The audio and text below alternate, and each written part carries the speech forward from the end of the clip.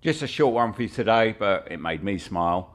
It's always refreshing to see members of the public uphold their duty to correct the police whenever they see them committing an offence, especially one that puts other road users at risk.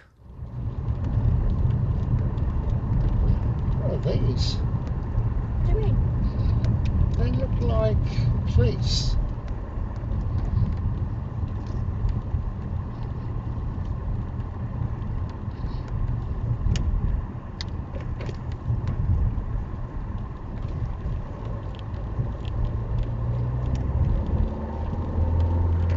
Where the hell, please? Hit him with no handlebar. Put your hands on your handlebars. Do you mind?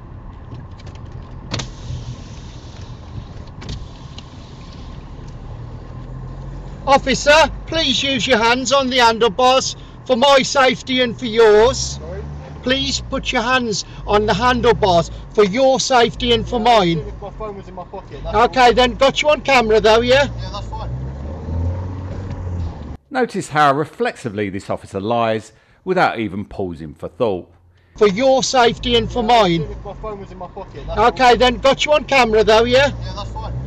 It doesn't even occur to him that he's just admitted an offence, probably because he's been trained to believe that as long as he can cite an operational purpose for his recklessness, no matter how brazenly dishonest, this will protect him from any complaint. The only operational purpose I can see is the officer's desire to show off. But you can trust the professional standards to double down on his dishonesty and rebuff any complaint with the fiction that his phone was ringing with an emergency call from the Batcave. If you then ask for proof, it will be denied on the basis that the information falls outside of freedom of information or subject access rules.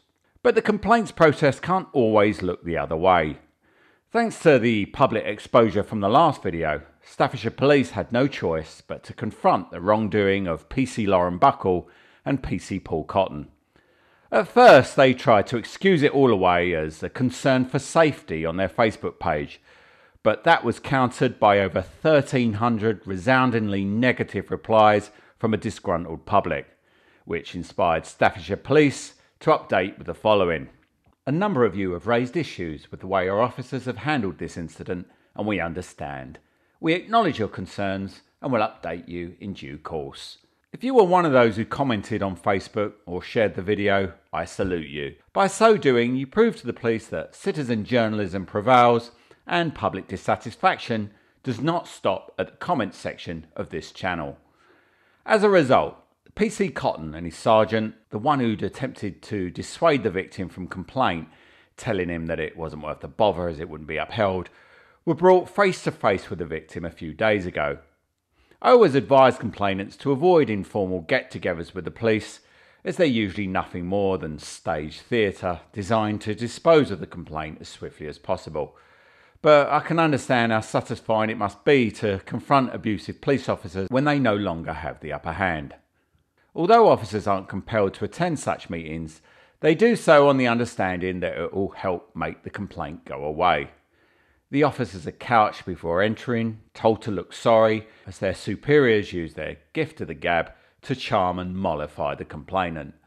The offending officers will then make pre-rehearsed statements of remorse through gritted teeth, none of which actually contain the word sorry. The complainants will then be steamrolled into signing off on a local resolution so the officer can avoid accountability. These artificial sorry sessions are predicated on the belief that the public get as much satisfaction at berating a fellow human being as the police do. Of course, most officers would rather choke to death than spit out the word sorry, so they're free to leave the session whenever they want, usually by pretending they've just had an urgent call on their radio. In the case of Lauren Buckle, she didn't bother to turn up at all, but nevertheless, her army of excuse makers had a lie prepared stating that she was feeling ill. Which is odd because I rang Staffordshire Police and asked them to confirm PC Lauren Buckle's rota that week, and sure enough she was well enough to turn up to work at the day of the complaint hearing. Oh well, at least her superiors bothered to throw some platitudes out on her behalf. But PC Lauren Buckle is clearly too high and mighty to admit wrongdoing. But this is far from over, and if Staffordshire Police won't hold it to account, then I'll do it for them.